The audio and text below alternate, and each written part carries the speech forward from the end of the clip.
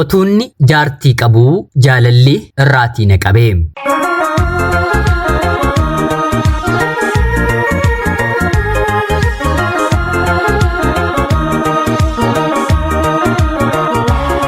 Yeroodhaaf maqaa kiyya himachuun barbaadu. Kanan dhaladheetti guddadhee Jiituu Magariituu Oromiyaa keessattidha. Barnoota koollee seeraan kutaa 1 hanga 10tti ergan baradhee booda qabxiin maatirikillee anaatiif dhufee, haa ta'uutii garuu yeroo sanatti maaltu akkana tuqe hin beeku. Maatiin koo lakkii baradhu barnoota kee galmaan gahii jedhanii otoo na kadhatanii, lakkii hangafti koo 10 xumurtee heerumteetti, ani immoo isheetiin gadi miti. Kunoo jireenya isheen jiraachaa jirtu ni argitu mitiire, anis jireenya akka obboleettii koo jiraachuun barbaadaa jedheen isaaniin hin didee.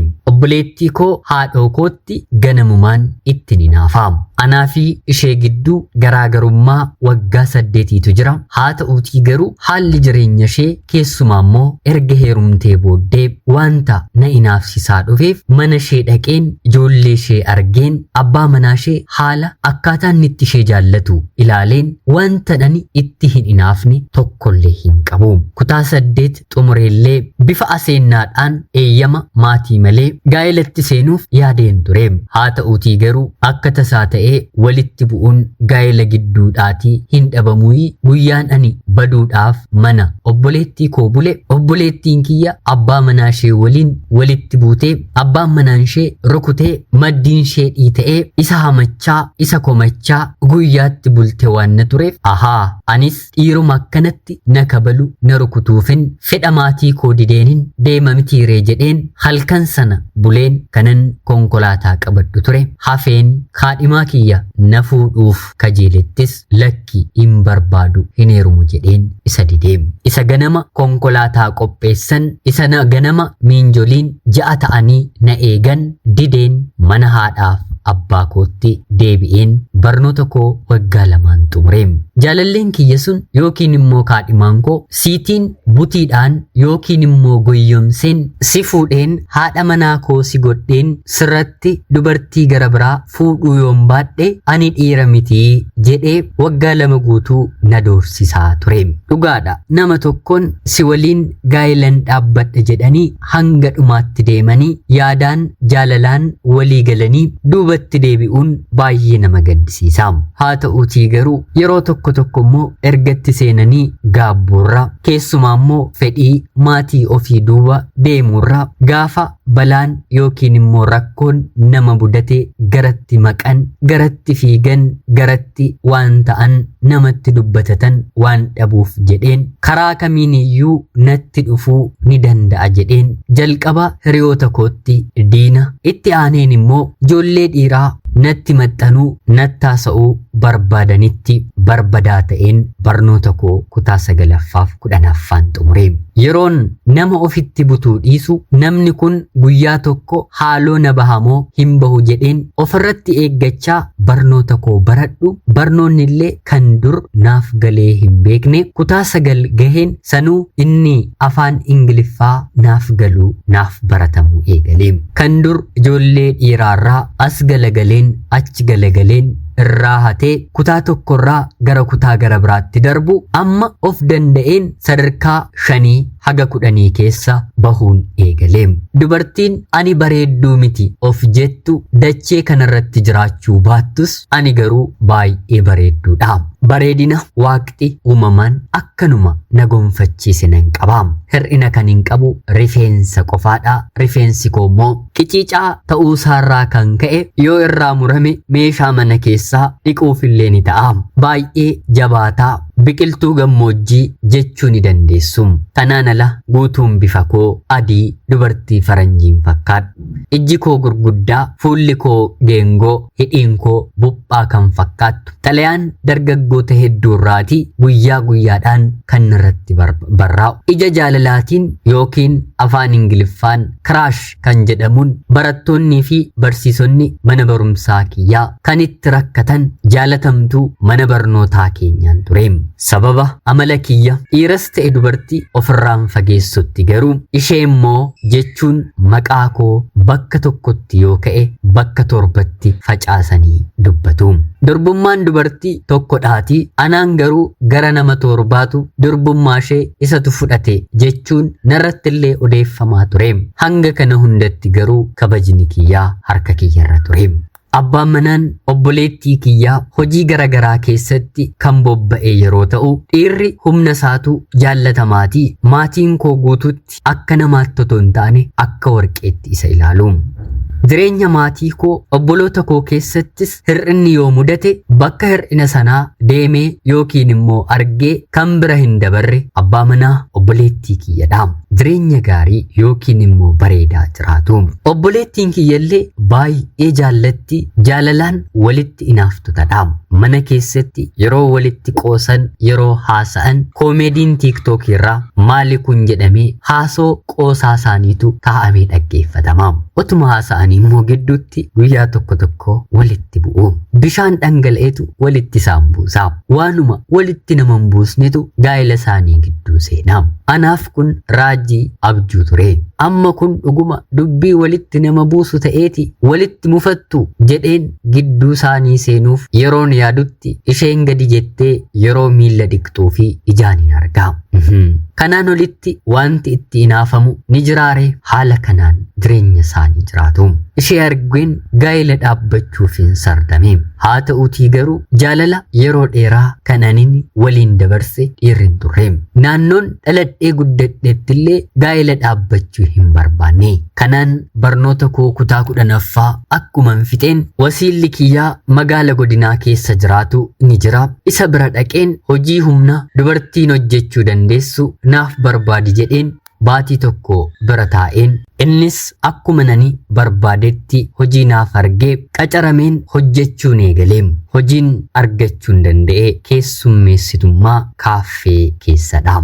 Anaaf hojiin kun otoon baratiin PhD xumurree hojii wal argannedha. Torban tokkollee baruuf natti hin ulfaanne. Miindaan koo bicuu taatus haa ta'uutii garuu tiippiidhaan maallaqni guyyaatti argadhu miindaa kooyyuu guyyaatti caalu ni jira. Kanarraatii eegamu keessi koo gubataa gaddaa otoo ta'eeyyuu kolfeen isa dhufe wanta inni ajajate qopheesseen dhiyeesseen irra deddeebi'een maaltu hanqate maaltu dabalamu jechuun yoo isaan qoosuu haasa'uu najajuu akkan bareedu natti himuu barbaadan immoo maallaqa yookiin immoo tiippii irratti dabalanii naaf kennaniif jecha yeroo sanaaf jedheen yoo barbaadan akka haadha manaa isaanii yoo barbaadan akka jaalallee isaanii yoo bilbila koo barbaadan immoo lakkoofsa bilbilaanii qabu lamaan kenneefiin sa'aatii isaan itti fayyadaman sanaaf gammachiiseen qajeelcha. Erganani mana sana hojjechuu jalqabe ijoolleen dhiiraa otoon fedhiin illee dhufanii sa'aatii dheeraa taa'anii bahuu gabaan mana sana daddabaluu eegaleem. Maarree abbaan mana kaaffee sana sa'aatii walakkaa qofaaf kan na hojjechiisu maaloo yoo eeyyama kee ta'e guyyaa guutuu mana kana keessa nuuf hojjedhu. Yeroo ati jirtutti gabaan mana kana ajaa'ibadha. Miindaa kee akkanan siif godha. Gatii mana kiraa qofaattiin si danda'a. Torbee lamatti guyyaa walakkaa akka ati boqottu sin taasisa jechuun kanarratti nama kana waliin walii gallee miindaan koollee bareedaa ture tasgabbaa'een hojjechuu jalqabe. Bakka hundaatti anumatu waamama. Boqonnaan ana bira hin jiru. Dirqama namoota dhufan hunda gammachiisuun qaba. Namoonni ana maddiitti qacaraman sa'aatii muraasa hojjetu sanarratti immoo kan isaan deemanii ajajaman yoo gabaan akka malee baay'atedha. Kanaan ala anaatiin barbaadu anumatu bira dhaqa. Maarreegaa bakka kanattis ijoolleen dhiiraa isuma sirri na jaallatanii fi na fuudhuu barbaadan baay'achaa dhufanii. Gaarummaan koo bilbila nan kennaafi malee kan nam tokkoyyuu natti bilbilamee hin kaasu. Anaa fi bilbilli koo kan wal arginu galgala qofaadha. Galgala sanammoo dadhabeen burkutaa'een wantan manatti galuuf bilbila nama tokkoofiyyuu eenyudha jedheen hin deebisuufi. sababiinsaa bilbila hedduutu guyyaa guutuu natti bilbilamaa oola. Siif bilbillee kaasuu didde yoo naan jedhan maaloo ani beektu asii hojjechaa waanan ooluuf galgala dadhabeen hinumarrafa malee bilbileeyyuu garagaleen ilaaluu jedheen kan na gaafatuuf dhugaama isaan deebisaafi. Bakka kanatti hanga hojii kana dhaabiiti mana qofaatti siif kireesseen si jiraachisaa. Ati qofti jaalallee koonaaf ta'ii sadarkaa jedhuttillee ga'eera. Ani garuu hin feene. Baatii tokko, baatii lama, baatii sadii, baatii afuriin hojjedhe.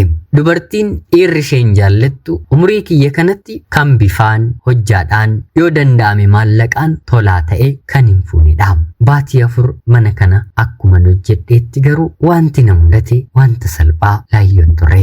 Utuun beekiin jaalalli hamaan na qabeera. Dhiirri hedduu na gaafata. Ani immoo akka inni na gaafatuuf kan hin barbaadu dhiirri tokko mana kanatti guyyaa guyyaatiin deddeebi'ee ciree fi buna hiriyoota isaa waliin fayyadama. Namni kun kan nama gaddisiisu harka isaarratti qubeelaa qaba.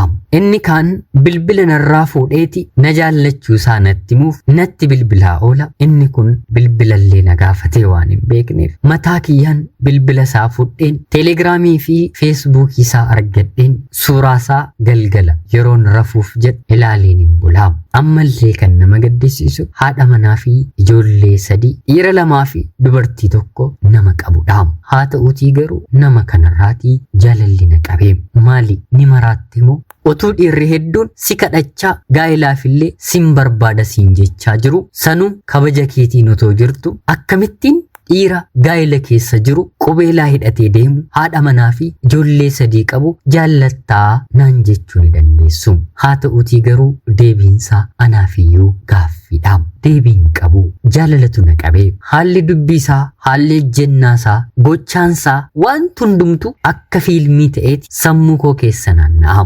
Jechin natti dubbate guyyaa guutuu akka qorichaa ta'eeti na gammachiisaa natti tolaa oola. Faara gaaliidhaan na ilaalu qoosaa xixiqqoo natti qoosuun alatti darbee jecha dhiirri natti dubbatullee nattaasa'een beeku. Guyyaa jalqaba mana sana keessatti na arge qofa akkana naan jedhee ani nama gaa'ila qabudha. Haa ta'uutii garuu jaalalleen kiyya haayiskuuliitii hanga yuunivarsiitiitti waliin ture akka kee biiftuu karaa bahaa baate fakkaatti.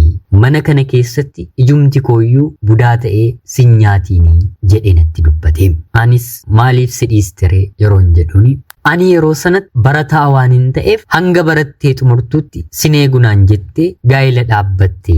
Ani immoo baradhee xumureen kan rabbinaaf kenne haadha manaa isheetiin caaltuun argadhe jedhee nattaasa'eera. Kun egaa of keessatti waan addaa maal akka qabaate hin beeku. Guyyaa guyyaadhaan dargaggeessi kun yeroo mana kana seenu ani isa yaaduu qalbiin koo gara isaatti naanna'u mana kana hin hafu daqiiqaa muraasallee yoo dabarse gadi ba'een daandii gubbaatiin isa laaluun eegalee baay'een isa yaadaa baay'een isa eegaa.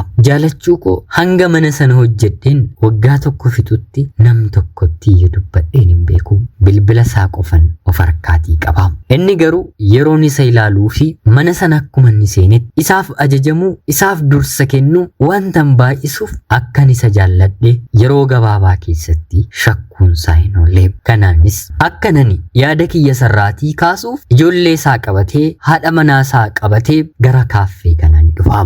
Yeroonni ijoollee isaa qabatee dhufu deemeen ijoollee isaa dhungadha. Haadha manaa isaa waliin yeroonni dhufu garuu keessummeessota gara biraatiin deemaa nama kanaatiif ajajamaa jedheen qorqalbii yeroo sanaatiif natti dhufeef ofirraatiin deebisa.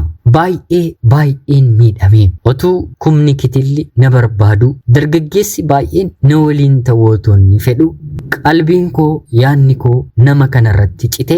Isarratti namni kun jaalalaaf miti dubbii afaan isaatiif illee wanta of eeggatuuf maal ta'a guyyaa tokko faaruma jaalalaa gaarii natti argisiise jedheen nan gubadha. Waggaa tokko danda'een waggaa tokkoof baatii muraasa booddee hiriyoonni koo waliin hin hojjedhe ittiin hime siifaa ba'u hin gubatiini itti dubbadhuuti wanta barbaade siifaa deebisu atis garaa kee kutattaa yeroo isaan naan jedhan arraba kootiin kootiin yoon dubbadhe jechi afaan koo keessaa anumaaniyyuu takaalee kuffisuu ni danda'a jedheen waraqaa adii lumuxxii 10 biteen jaalalan isaaf qabu bifa xalayyaa haa ta'u bifa asoosamaa bifa kitaabaa haa ta'u bifa dabtaraa yeroon barreessu anu boo'aa barreessuu kiyya qofa kanan yaadadhe barreesseen kenneefi haa ta'uutii garuu guyyaan isatti barreesse gara naannoo sa'a 7tti deebi'ee takkaa hojii dhaabdee na waliin haasa'uu ni dandeessaa hinaan jedhee yeroo kanatti ani maalinni jedheen yeroon gaafadhuuni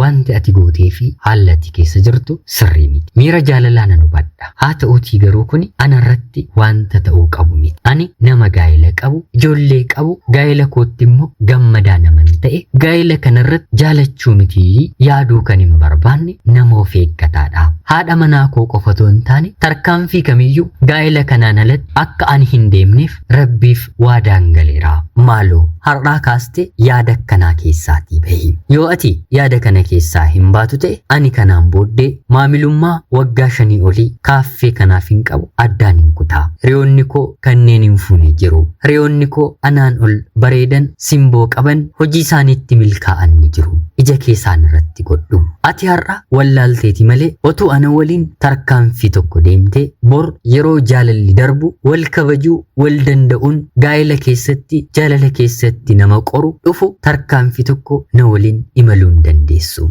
jireenyi kee ni gubataa abshaalummaadhaan akka dhiiraatti sitti fayyadamu wallaalee miti tarii gorsii fi yaadni nama kana ta'uu ni danda'a haa ta'uutii garuu ani jireenya kee hin balleessu yaada kana keessaa hin ba'u joo jette har'aa kaaseenani mana kana hin dhufu naan jedhe yeroo inni kana natti dubbatu immoo akka mo'amuu wayis akka jaalalli natti jabaachuu wayis natti dhagahamu jalqabe guyyaa sanarraatii kaasee yeroo inni gara kaaffee sanaa dhufu keessi koo ni jijjiirama nagaa gammachuu tasgabbiin kaaffee sana keessatti qabu hundumtuu na dhiisanii deemanii abbaan kaaffee waggoota dura akka ajaa'ibaatti na jaallatee miindaa fi gatii mana kiraa naaf kanfaluu kan jalqabe amala keen sirreeffattu yoo ta'e hojii kana dhaabii gabaa narraa kutaa jirtaa jechuun natti dubbate yeroo kanatti ani akkanaayi yeroon gammadu yeroon of danda'u yeroon nagaa ta'u qofadha kanani mana kana keessa burraaqu anaafoo miira koo namni naa hubatu hin jiru inumaa kanaan kan naga'e kaaffee kana dhawaan na ta'eef hojiin keessan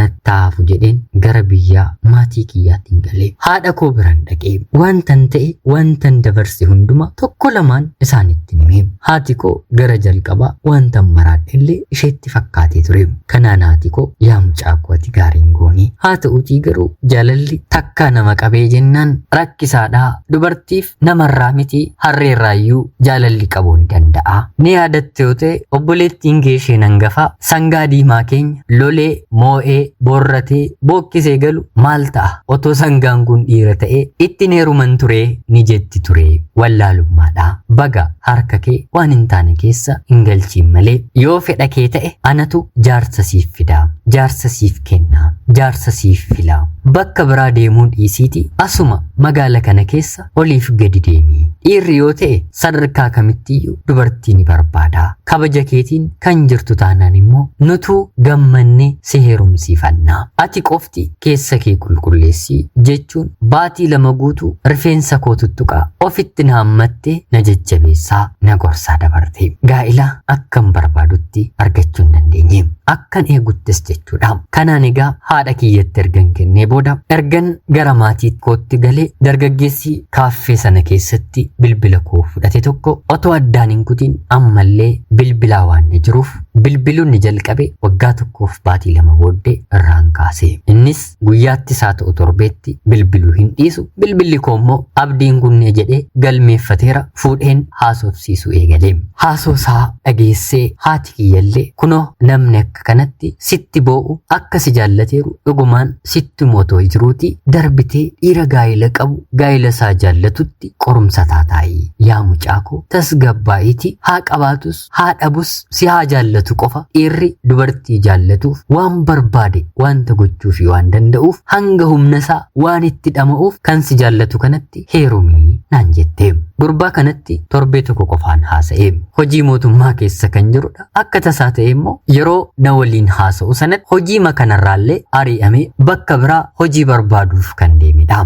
Anis akkanan jedheeni amma ati hojii hin qabdu maaliin na jiraachistaa otoon si bira dhufe jedheen yeroon gaafadhu atumti qofa ana bira koottu malee rabbi anaa fi isiin kan ittiin bakka tokkotti jiraachisu hin dhabu. Kaleessayyuu qofaa koolti qananiidhaan na jiraachiseera har'ammoo akkamittiin na jiraachisuu dhabaa jedheenaaf deebisee. Anis wantan keessa tureeru naman jaalladheeru maaliifan akkachii dhiiseen maatii koo bira dhufe waan hundumaatti mee jennaan haa ta'u ammallee rabbumtiyyuu qopheesse hojii kanarraatiin ari'eera magaala ati barbaadde biyya ati barbaadde deemeen si waliin jiraadha. Achitti hojii barbaadeen nan argadha. Anaaf hojii argachuun natti ulfaatu muuxannoo nan qaba hojiin koo immoo ogummaadha jechuun natti dubbate. Haadha koo fi waaqayyootiin amaneen sadaffaarratti immoo nama kana amaneen guyyaa tokkollee naman taa'ee waliin shayii hin dhugne waliin maqaa isaa malee maqaa abbaa isaallee kan hin beekne waliin gaa'ela jaarrachuuf jaarsa torbee lamaan kana keessatti ergiitii ani immoo si biran dhufaa jedheen maatii kiyyatti mamee warri koos mucaan kun sammuu isheeyyuu ni dhabdi jaalalli hamaadha jedhanii sodaachaa waan turaniitiif jaarsa dhufe ameen mucaa keenya maraatu nuuf fuudhuu feetanii fudhadhaa jechuun itti na kennanii. Jaarsi dhufe deebi'ee ganama barii maatii koo biraatii baheen dargaggeessa kana waliin jiraachuun eegalee. Kabajni kiyyas guyyaa tokkoffaa guyyaa lammaffaa baduu dadhabe guyyaa sadaffaarratti kabajaan gaggeeffamte. Yeroon isa bira dhaqu hojiillee kan hin arganne abbaan manaan koo magaala jijjiiree hojiin illee itti jabaatte naannoo baatii afurii dhabuun dhaba keessatti waliin jiraachuun immoo jaalala addaa akka haaraatti lamaan keenyaaf uume.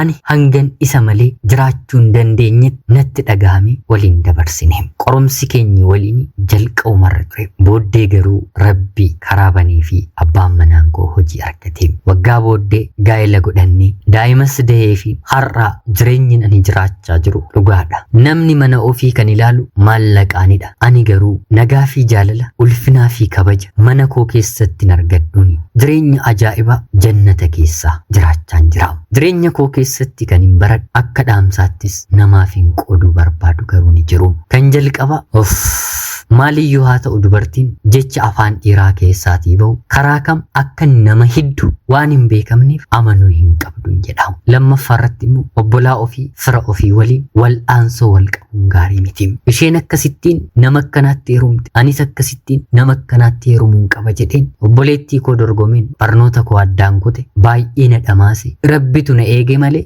harka nama gaa'ela qabu irratti illee kufeen oolee. Namni gaa'ela qabu kun jaalladheen miti faaralleetti argisiisee jennaan kabaja koo salphaatti narraa balleessee dhimma keedha naan jechuu ni danda'a ture. Rabbi karaa sanaan illee na eege barfatus oolee bulee qalbii koo deebise. Qorumsuma kana keessatti immoo kan gaa'ela koodhaaf naaf qopheesse naaf kenne kunoo har'aa mana koo keessa gammachuudhaan jiraachaa waaqa kiyyas galateeffachaan jira. Rabbi ammallee gaa'ela kee siif haa eebbisu naan jedha. Ana obboleettii keessan Jiituu Magariituu Oromiyaa keessaatii ulfaadhaa nagaatti galatoomaa.